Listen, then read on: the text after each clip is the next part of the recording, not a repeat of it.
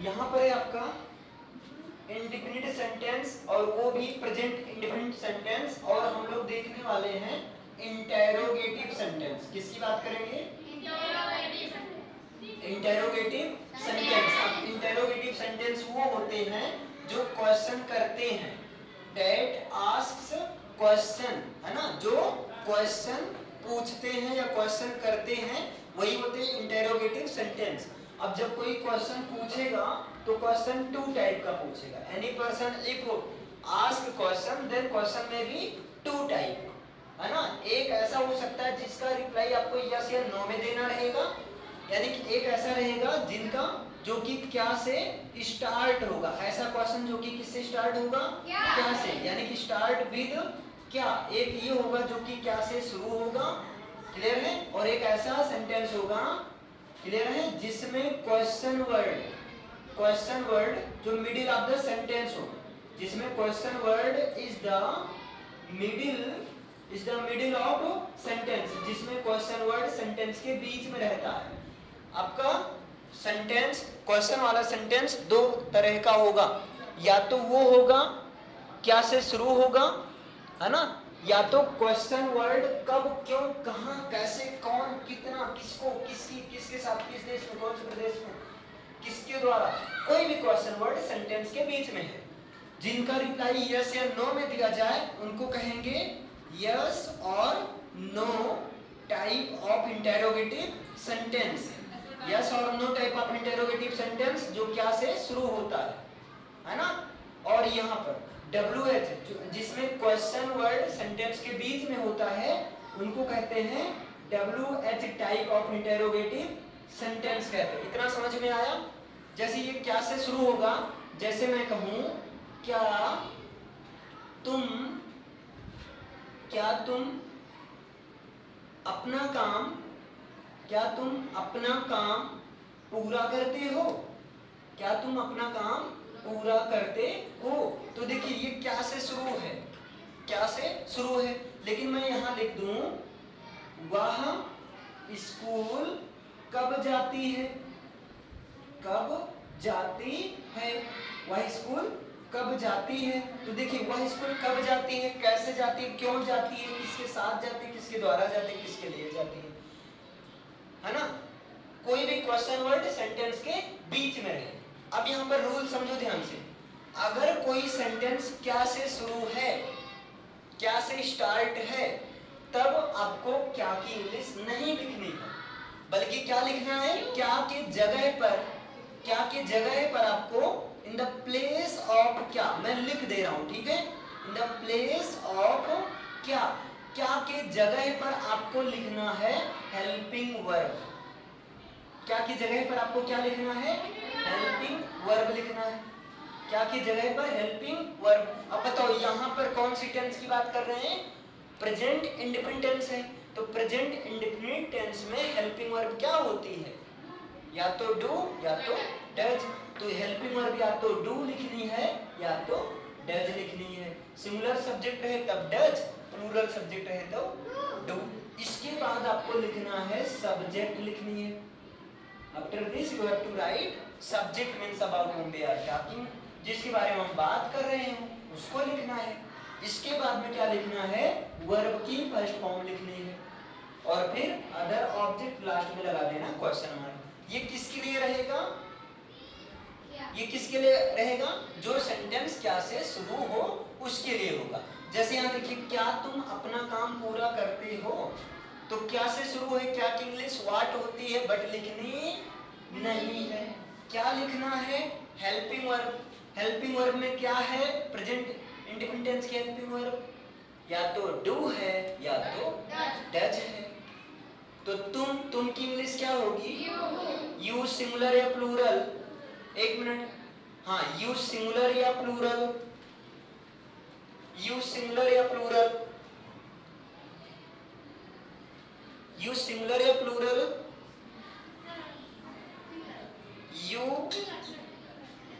You plural subject है। अब plural subject के लिए क्या लिखोगे? डू, है ना। तो डू यू, पूरा करना की इंग्लिश क्या होगी? अब देखो, सबसे पहले यही तो बोले, हेल्पिंग वर्ब लिखो, फिर सब्जेक्ट, फिर वर्ब लिखो। वर्ब का मतलब काम, तो यह काम पूरा करने का, पूरा करने की इंग्लिश कंप्लीट, ठीक। और अपना काम तो योर वर्क, ये हो गया आपका कंप्लीट। समझ में आया? इतना क्लियर है? अगर एक सेंटेंस में बोलूं, जैसे कह दूं क्या वह गाना गाती है, अब बताइए क्या वह गाना गाती है? यहाँ पर क्या की इंग्लिश लिखेंगे? तो क्या लिखेंगे? या तो डू या तो डज। डू लिखे कि डज? क्या रहेगा? डू रहेगा, क्योंकि यहाँ पर वह जो है प्लूरल सब्जेक्ट है ना? और वह की इंग्लिश क्या होगी फीमेल के लिए? सी होगी, और सी प्लूरल सब्जेक्ट है। जब सी सिंगुलर सब्जेक्ट है तो डज लिखे कि डू? जब सी सिंगुलर सब्जेक्ट है तो डज लिखा जाए या डू? डज। सिंगुलर सब्जेक्ट के साथ क्या लगता है? डज। तो यहाँ पर क्या हो गया? Does she. गाना की इंग्लिश सिंग।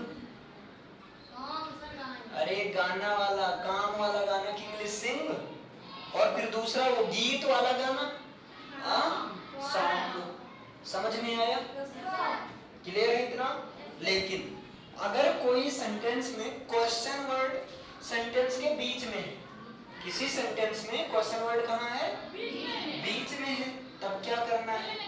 सबसे पहले वहां पर क्वेश्चन वर्ड को लिखेंगे, जो भी क्वेश्चन वर्ड बीच में है उसको लिखेंगे। अब दिख रहा है? सबसे पहले क्या करेंगे? क्वेश्चन वर्ड को लिखेंगे, उसके बाद में सब्जेक्ट सिंगुलर है तो डज, नहीं तो डू।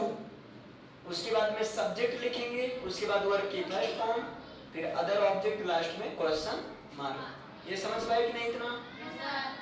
देखो, क्वेश्चन वर्ड मीन्स ऐसा शब्द जो क्वेश्चन करे, कब, क्यों, कहां, कैसे, कौन, कितना, ये सब क्वेश्चन वर्ड। अगर बीच में है तो सबसे पहले उसकी इंग्लिश, तो कब बीच में, कब की इंग्लिश क्या होगी?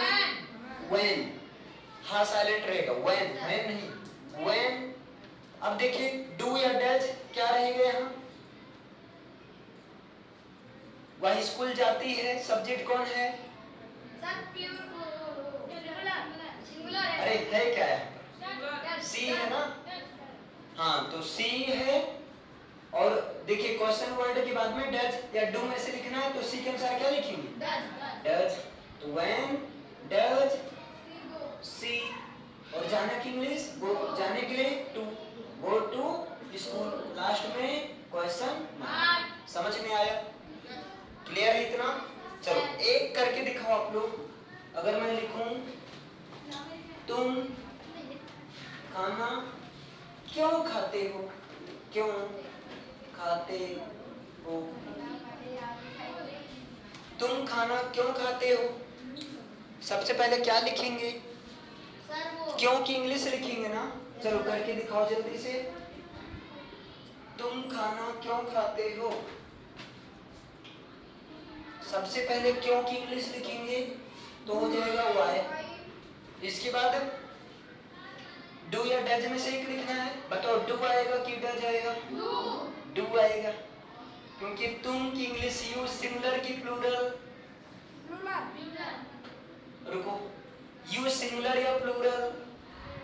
प्लूरल होगा, तो प्लूरल है तो क्या लगेगा? डू की डज? डू। याद हो गया ना? हाँ। When do you, खाना की इंग्लिश eat, तो eat the food। ये आपका हो गया कंप्लीट। समझ में आया? चलो एक बार फिर से रिवीजन करो। देखिए इंटेरोगेटिव सेंटेंस वो होता है जो क्वेश्चन करता है ना? जो क्वेश्चन पूछता है वो इंटेरोगेटिव सेंटेंस है। अब क्वेश्चन दो तरीके का होगा, या तो उसका रिप्लाई यस या नो में देंगे, या तो उसका रिप्लाई एक सेंटेंस में देंगे। अगर उसका रिप्लाई यस या नो में दे रहे हैं तो वो सेंटेंस क्या से शुरू होता है। लेकिन अगर उस सेंटेंस में question word middle of the sentence हो, मतलब सेंटेंस के बीच में हो, दो तरह का होगा। जैसे वह स्कूल कब जाती है, यस या नो में आंसर दे सकते हैं? नहीं दे सकते हैं ना। अगर क्या से शुरू है तो सबसे पहले क्या करेंगे, क्या की इंग्लिश लिखेंगे। सबसे पहले क्या करेंगे, क्या की इंग्लिश लिखेंगे। उसके बाद में क्या लिखेंगे, अरे सॉरी, क्या की इंग्लिश नहीं लिखेंगे। क्या से शुरू है तो क्या की इंग्लिश नहीं लिखेंगे, बल्कि क्या की जगह पर इन द प्लेस ऑफ क्या हेल्पिंग वर्ब या तो डू या तो डज, उसके बाद में सब्जेक्ट, उसके बाद वर्ब की फर्स्ट फॉर्म। वर्ब मतलब समझ रहे हो ना, काम के बारे में जो बात हो, उसके बाद अदर ऑब्जेक्ट लिखना है। क्लियर है? जैसे यहाँ क्या तुम अपना काम पूरा करते हो, डू क्यों लगा, क्योंकि तुम प्लूरल है। क्या से शुरू है, क्या की इंग्लिश तो लिखनी नहीं है। Do you complete your work, क्या वह गाना गाती है। Does she sing a song, does क्यों लगा, क्योंकि सी सिंगुलर है और क्या से शुरू है तो क्या की इंग्लिश वर्ड लिखने नहीं है। लेकिन अगर क्वेश्चन वर्ड बीच में हो तो सबसे पहले उसकी इंग्लिश लिखनी है। तो यहाँ वह स्कूल कब जाती, कब की इंग्लिश हो गया वह। अब वह है, फीमेल है, वह की इंग्लिश सी सिंगुलर में आता है, इसलिए डज हो गया। क्योंकि कहा भी जा रहा क्वेश्चन वर्ड के बाद डू या डज हेल्पिंग वर्ब। तो व्हेन डज सी जाने के लिए, गो जाने के लिए क्या लगता है, to go to school. When does she go to school. तुम खाना क्यों खाती हो, क्योंकि इंग्लिश सबसे पहले लिखा गया, एनर्जी के लिए खाती हो, ठीक है। लेकिन यहाँ पर क्योंकि इंग्लिश सबसे पहले हुआ, व्हाई। तुम क्या है, सिंगुलर की प्लूरल, सिंगुलर की प्लूरल, सिंगुलर की प्लूरल, प्लूरल है, प्लूरल के लिए डू आएगा। व्हाई डू यू, खाना की इंग्लिश ईट द फूड। अब यहाँ पर एस एस लगाने की आवश्यकता नहीं, एस एस केवल अफर्मेटिव सेंटेंस में लगता है और कहीं नहीं लगता है। समझिए इतना। लेकिन अगर एक सेंटेंस में कोई सेंटेंस क्या से शुरू है तभी क्या की इंग्लिश नहीं लिखेंगे। अगर क्या बीच में है तब क्या की इंग्लिश लिखेंगे। जैसे मैं कह दूं तुम क्या करती हो, जैसे मैं लिखूं तुम क्या करती हो। अब यहाँ पर क्या की इंग्लिश लिखेंगे कि नहीं? अरे लिखेंगे। क्या से शुरू हो तब क्या की इंग्लिश नहीं लिखेंगे, क्या बीच में रहे तब लिखेंगे। अब यहाँ हो गया व्हाट, तुम की इंग्लिश यू, सिंगुलर की प्लूरल, प्लूरल, इसलिए यहाँ क्या आएगा, डू। व्हाट डू यू, करना की English do, what do you do. समझ में आया? ये स्पेशल है, यहाँ से गलत होने की पॉसिबिलिटी है, याद रखना, है ना। समझ में आया इतना? सबको क्लियर है अच्छे से? लेकिन एक और स्पेशल केस वाला आता है और वो है आपका कैसे। ध्यान देना, सॉरी, कौन या किसने। ध्यान दो, कौन या किसने की इंग्लिश होती है हु। कौन या किसने की इंग्लिश क्या होती है, और हु के साथ में, हु के साथ क्या करते हैं, वर्ब की फर्स्ट फॉर्म में एस या एस जरूर लगाएंगे प्लस अदर ऑब्जेक्ट करेंगे। ये ध्यान दो, हु के साथ में वर्ब की फर्स्ट फॉर्म में एस या एस जरूर लगाएंगे। जैसे मैं कहूं कौन हंसता है, कौन हंसता है, तो कौन की इंग्लिश हो गई हु, हंसना की इंग्लिश हो गया लाफ। एस लगेगा, जरूर लगेगा, तो हु लाफ्स, कौन हंसता है। समझ में इतना? इतना समझ में आया? ये चीज इसका एग्जाम्पल हो गया, इसे लिख लेना है आपको। क्लियर? हाँ, इसे पूरा लिखना है। जैसे मैं कह दूं कौन रोता है, Who cries? Who cries? मैं कह दूं कौन नहीं हंसता है, Who does not, है ना। Who, अब देखो Who के साथ में, अभी पहले एक मिनट सुनिए, Who के साथ में does not लगेगा, नेगेटिव होगा। उसके बाद वर्ब की फर्स्ट फॉर्म, ये चीज। जैसे देखो कौन नहीं, कौन नहीं हंसता है, इसकी इंग्लिश क्या हो जाएगी? या कौन नहीं लिखता है, कौन नहीं लिखता है, इसकी इंग्लिश क्या होगी? हु के साथ में डज नॉट, तो हु डज नॉट राइट, कौन नहीं लिखता है, ये हो गया स्पेशल केस में। क्लियर है? अब जो डिब्बे में है उनको अलग कहीं डिब्बे में बंद करके लिख देना, स्टार लगा देना और बाकी इन सबको ऐसे छाप लो। क्लियर है? जैसा लिखा है ऐसे ही लिखना है। हाँ बिल्कुल, ये डिब्बे वाला अलग कहीं लिख लेना बस। नीचे नीचे। हाँ, ये डिब्बे और स्टार वाला नीचे अलग कहीं लिख लेना। समझ में आया? चलो सेंटेंस लिख लो। क्या वह पत्र लिखती है? सेंटेंस लिखिए होमवर्क। क्या वह पत्र लिखती है? क्या मैं गाना गाता हूँ? क्या वह पत्र लिखती है? क्या मैं गाना गाता हूँ? तुम स्कूल कैसे जाते हो? गाता हूँ। तुम स्कूल कैसे जाते हो? तुम स्कूल कैसे जाते हो? कैसे जाते हो? रानी पानी कब भरती है? रानी पानी कब भरती है? आगे कौन बोलता है? हाँ लिखिए, कौन बोलता है? सेंटेंस लिखिए, कौन बोलता है? नेक्स्ट, कौन खाना नहीं खाता है? कौन, देखिए कौन खाना नहीं खाता है, do not mean does not, कौन खाना नहीं खाता है। ये सेंटेंस आपका होमवर्क है। समझ में आया सबको?